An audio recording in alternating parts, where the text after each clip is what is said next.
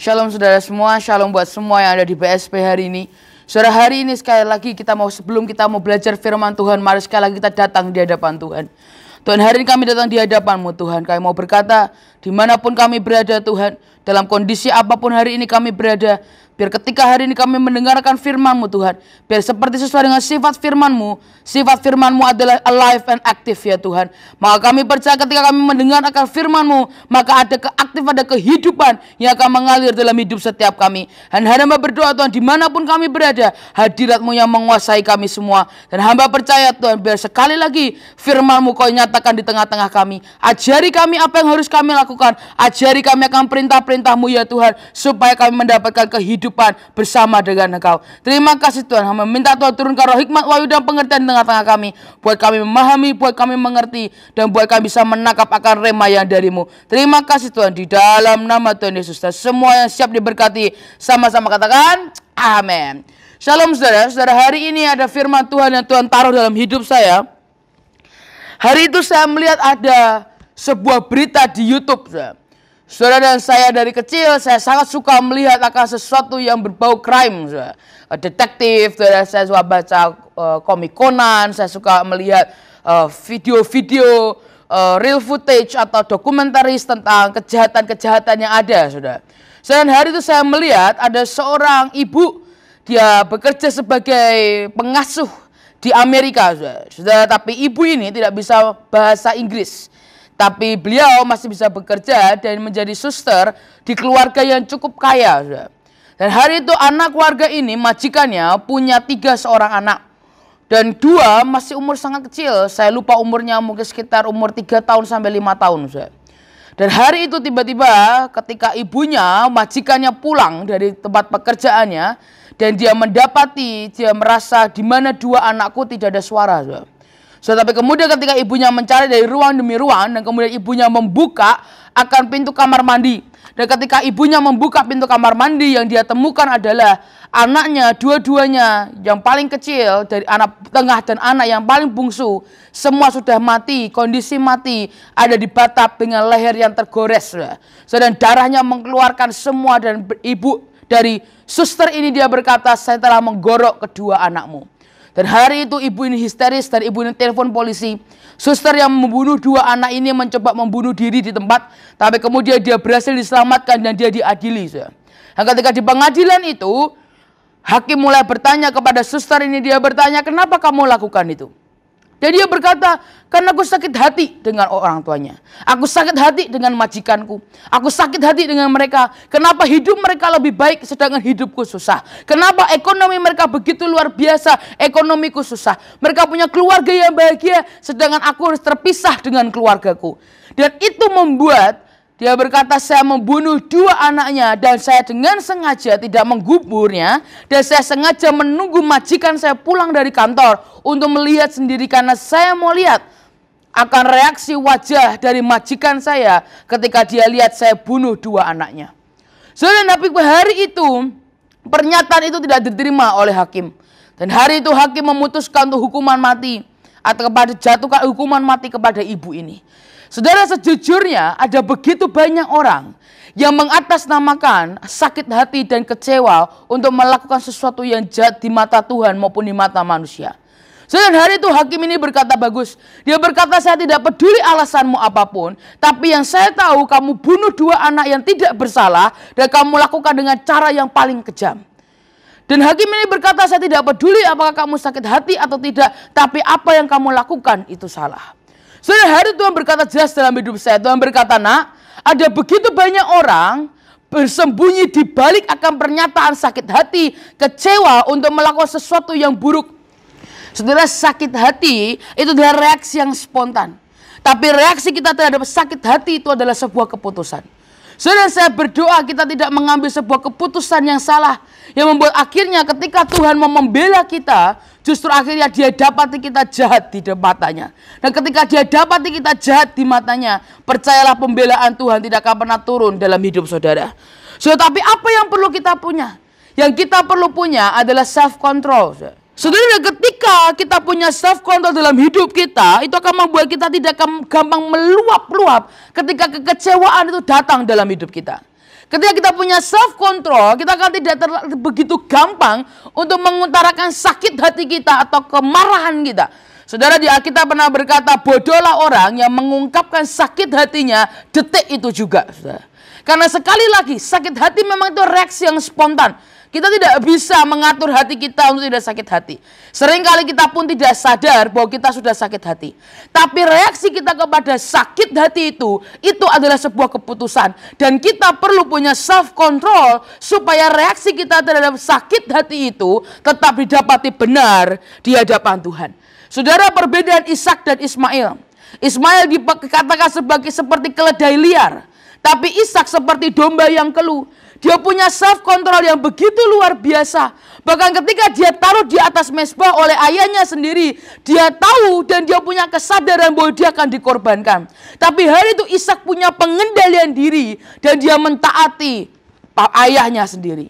Ketika Abraham memilihkan istri untuk Ishak, Ishak juga punya self control yang begitu luar biasa, yang seharusnya dia bisa memilih bebas siapapun. Tapi hari itu dia punya self control untuk mengikuti apa yang Abraham mau. Dan mari kita lihat apa yang dikatakan di firman Tuhan. 1 Korintus 7 ayat yang kelima. Dalam New King James Version, do not accept with consent for a time, that you may give yourself to fasting and prayer, and come together again, so that Satan does not tempt you because of your lack of self-control. Dia berkata sekali lagi, kalau saudara baca yang di bawah, supaya iblis tidak bisa mencobai saudara karena kekurangan akan nama self-control. Saudara, firman ini memang mengacu kepada tentang hubungan seorang suami istri. Saudara. Tapi sebenarnya sama-sama self-control, lack of self-control adalah maksud yang sama yang hari ini kita bicarakan. Seringkali ketika kita kurang akan self-control dalam hidup kita, itu akan membuat iblis dengan sangat mudah untuk mencobai saudara. Dan itulah kenapa Tuhan berfirman dalam buah-buah roh yang paling terakhir adalah pengendalian diri.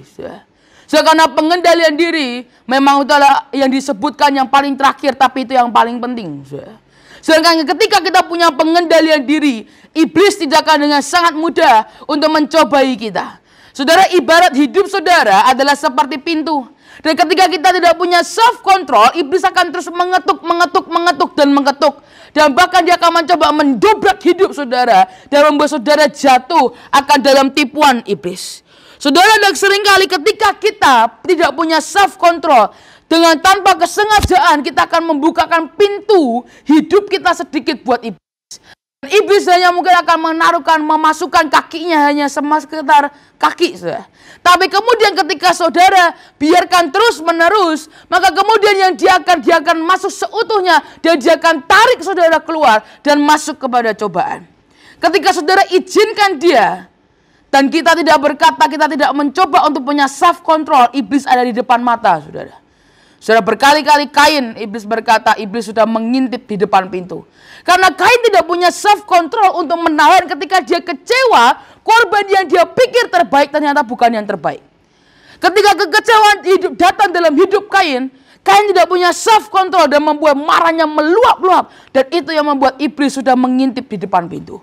Nah, saya berdoa jangan biarkan saudara membuka pintu bahkan sedikit saja untuk iblis. Karena ketika saudara, the minute you open the door, ketika saudara buka pintumu, iblis akan masuk dan akan menggeret saudara dan masuk ke lubang yang sama dan terus menerus.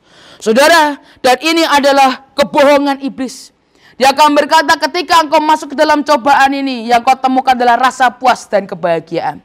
Dia akan berkata, ayolah ikut dengan aku. Masuk dalam cobaanku. Ikutilah rencanaku dan bukan rencana Tuhan. Ikut aja kehendakmu dan bukan kehendak Tuhan. Maka saudara, tanpa saudara sadari, lama-lama ketika saudara berkata ya, saudara, tanpa saudara sadari, saudara sedang keluar dan saudara sedang masuk dalam jebakan iblis.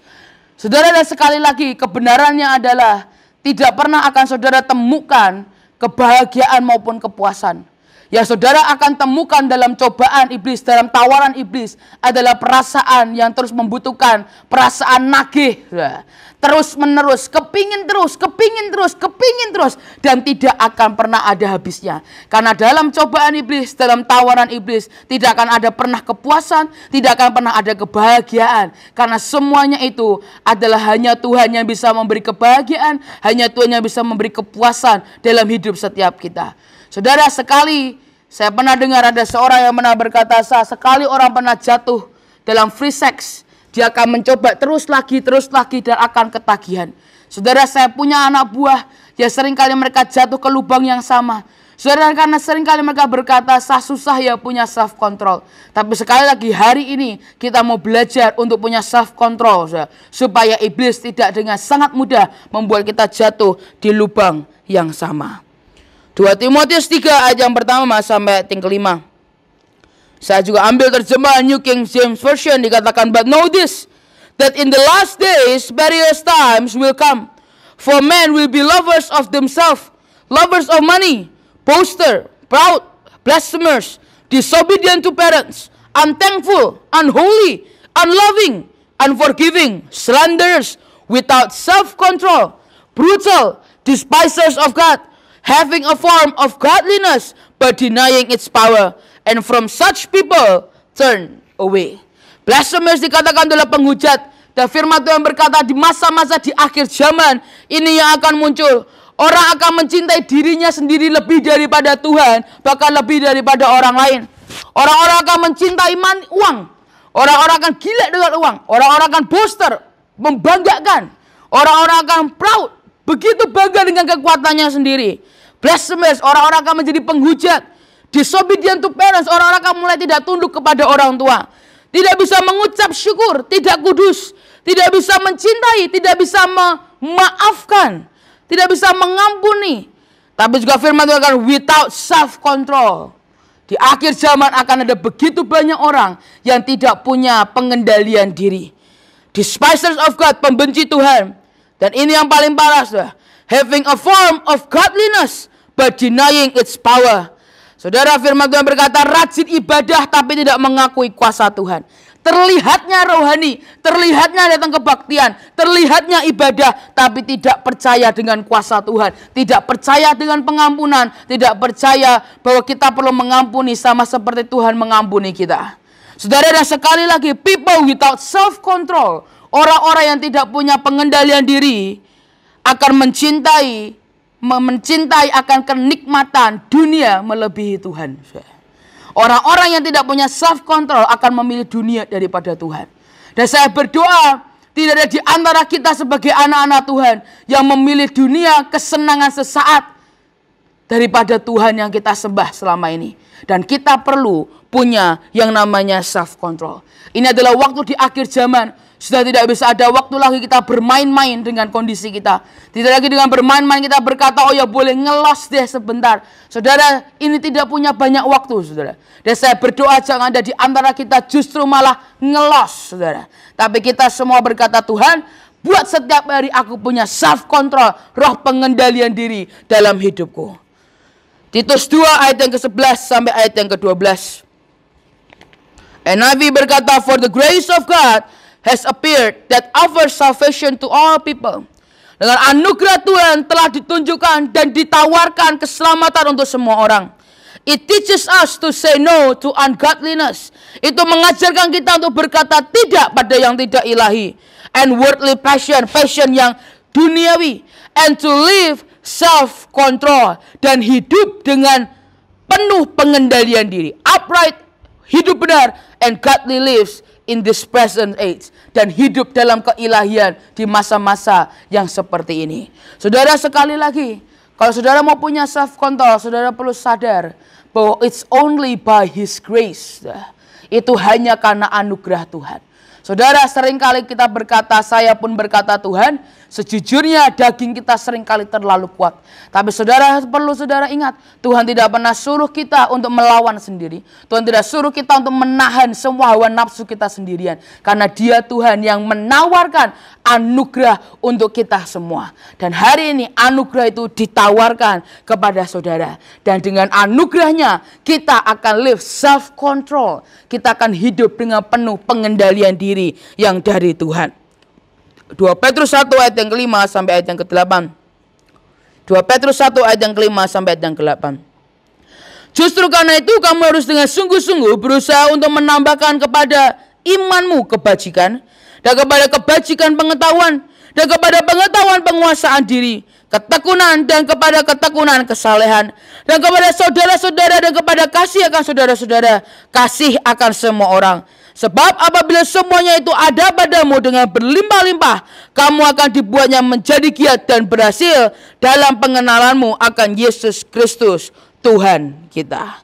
Saudara, dalam terjemahan dalam bahasa Inggris dikatakan make every effort. Ketika kita menjadi orang Kristen, saudara, engkau menerima anugerah, bukan berarti kita dengan santai-santai kita berkata, oh semua karena anugerah Tuhan. Saudara, ketika engkau bakal menjadi orang Kristen itu bukan akhir perjalananmu. Ketika kita punya iman, saudara harus berusaha untuk menambahkan goodness, kebaikan. Saudara perlu menambahkan knowledge, pengetahuan. Saudara perlu menambahkan self-control, pengetahuan, dan seterusnya. Saudara, dan ketika hari ini saudara adalah orang Kristen baru, ini bukan akhir dari perjalanan saudara, tapi adalah sebuah awal dari perjalanan saudara. Karena ketika kita punya iman, kita menerima anugerah, bukan berarti kita tidak bekerja atau make effort, berusaha untuk punya self-control dalam hidup kita. Bukan berarti kita tidak mencoba make effort, berjuang untuk punya goodness, knowledge of God. Saudara, karena seringkali itu yang membuat orang-orang susah untuk dibuat berhasil. Karena mereka hanya bergantung kepada iman dan anugerah. Tapi ketika Tuhan berkata nak kerja, saudara berkata tidak mau. Saudara, seperti yang Paulus berkata, justru karena kita menerima anugerah, kita menerima berkatnya, kita harus bekerja lebih giat. Saudara, dan itulah kenapa self-control kita perlu berusaha. Kita perlu berjuang untuk punya self-control. Saudara, kita tidak bisa ngelos dengan seperti begitu saja. Tapi kita harus berusaha. Ketika kita marah, emosi, tahan. Saudara. Saya tahu itu sulit. Buat saya pun sulit. Saudara. Tapi saudara, saya mencoba, saya berkata, Tuhan, jangan sampai reaksi dan responku salah di hadapanmu. Ketika dia menyakitiku, ketika dia mengecewakan, ketika dia menghina aku, dia memfitnah aku, jangan biarkan reaksiku salah. Supaya Engkau Tuhan yang bisa menjadi pembela dalam hidupku. Tapi sekali lagi kita perlu untuk berusaha. Karena self-control adalah sama dengan self-discipline. Seperti Ayub berkata, I make a covenant with my eye. Aku membuat perjanjian dengan mataku. Bahwa ketika aku melihat perempuan, aku tidak akan melihat yang najis yang akan aku lihat. Saudara, itu adalah cara Ayub mendisiplin matanya. Dan firman Tuhan berkata kita harus mendidik badan kita, daging kita untuk hidup kudus di hadapan Tuhan. Artinya kita yang harus berusaha. Ketika kita berusaha, the grace of God itu yang akan turun dalam hidup saudara. Dan ketika dua-duanya dikombin, saudara akan melihat hasilnya begitu dahsyat dan luar biasa. Saudara jatuh, bangkit lagi. Firman Tuhan berkata jatuh 7 kali, bangkit dengan 8 kali. Saudara jatuh berapa ratusan kali, bangkit berkali-kali lipat. Saya berdoa jangan ada biarkan saudara menyerah di sini. Tapi kalau saudara mengerti saudara perlu self control. Ayo kita terus bersama-sama dan berjuang untuk punya self control setiap hari. Dan ketika saudara lakukan itu akan membuat ada improve. Dan tanpa saudara sadari, tiba-tiba saudara sudah menjadi pribadi yang berbeda. Saudara, self control itu menghindarkan kita dari kejatuhan yang tidak perlu. Self control itu membuat kita terhindar dari kejatuhan yang tidak perlu. Dan itulah kenapa kita perlu punya self control dalam hidup kita. Tapi ada kehebatan dari self control. Ketika kita berusaha berjuang, seperti emosi saudara sudah tidak ledakan. Saudara tahan emosi saudara dengan Tuhan, jangan dipendam. Engkau tahan, engkau beresi dengan Tuhan. Pastikan responmu dan reaksimu tidak salah di hadapan Tuhan. Ketika saudara terbiasa melatih seperti itu, nanti lama-kelamaan saudara tiba-tiba akan menjadi orang yang sangat sabar dalam segala bidang. Itulah kehebatan dari self control. Ketika saudara improve dalam satu hal, itu akan menyebar ke area yang lain. Saudara bertahan, sudah menahan emosi, tiba-tiba sudah akan menjadi orang yang begitu sabar menanti-nantikan Tuhan, begitu sabar menantikan berkat Tuhan, dan saudara akan menjadi orang yang sabar dalam banyak bidang dalam hidup saudara. Tapi sekali lagi saya berdoa, ketika kesakitan datang, jangan balas. Ketika yang buruk datang, fitnah datang, jangan balas. Firman Tuhan berkata, justru doakan orang-orang yang menyakiti saudara. Pastikan reaksi kita di hadapan Tuhan tetap benar. Dan saya berdoa di akhir zaman ini, tidak ada di antara kita yang kehilangan kontrol dalam hidup kita. Tapi sekali lagi, mari kita berkata, Tuhan, aku mau berusaha untuk punya self control dalam hidupku. Sekalipun berat, tapi aku akan berusaha. Nah, ketika kita berusaha, anugerah Tuhan itu yang akan turun dalam hidup setiap kita. Tutup Alkitab saudara, saya ajak bangkit berdiri bersama-sama semuanya. Mari kita datang di hadapan Tuhan. Tuhan, hari kami datang di hadapan-Mu Tuhan. Sekali lagi ini firman-Mu. Kami mengerti ini firman yang mungkin sering kami dengar. Ini adalah firman yang mungkin banyak orang sudah sering kali khotbahkan. Ini adalah mungkin sebuah firman yang begitu simple Tuhan. Tapi sekali lagi buat kami punya self control. Buah-buah roh turun dalam hidup kami. Buat sekali lagi pengendalian diri itu turun dalam hidup kami. Supaya kau dapati kami setia sampai akhir. Supaya kau dapati respon dan reaksi kami benar. Dan tidak ada di antara kami yang punya reaksi dan respon yang salah. Saya berdoa, kami berdoa ya Tuhan. Biar sekali lagi turunkan Tuhan roh pengendalian diri dalam hidup kami. Karena kami tahu Tuhan, ketika kami melakukan kebaikan untuk orang-orang yang jahat, Engkau Tuhan yang menghitung dan mencatat semuanya. Dan kami tahu ketika reaksi kami didapati benar di hadapan-Mu, Engkau Tuhan yang akan memberkati kami dan semua keluarga kami. Terima kasih Tuhan, terima kasih. Dan hamba perintah Tuhan, hamba sudah selesai, tapi hamba tahu Roh Kudus, Engkau belum selesai di tengah-tengah kami. Engkau terus beresi hati kami, ajari kami, bukakan semua hal yang salah, bukakan semua hal yang serong dari hati kami. Tapi sekali lagi mau berkata Tuhan, buat ada roh pengendalian diri itu turun dalam hidup kami. Bongkar Tuhan semua yang buruk, semua yang salah dalam hati kami dan respon hati kami. Dan biar mulai hari ini Kau didik kami untuk punya sikap hati yang benar di hadapan-Mu. Terima kasih Tuhan, hamba berdoa dan sudah mengucap syukur di dalam nama Tuhan Yesus. Dan semua yang diberkati sama-sama katakan amin. Tuhan Yesus memberkati.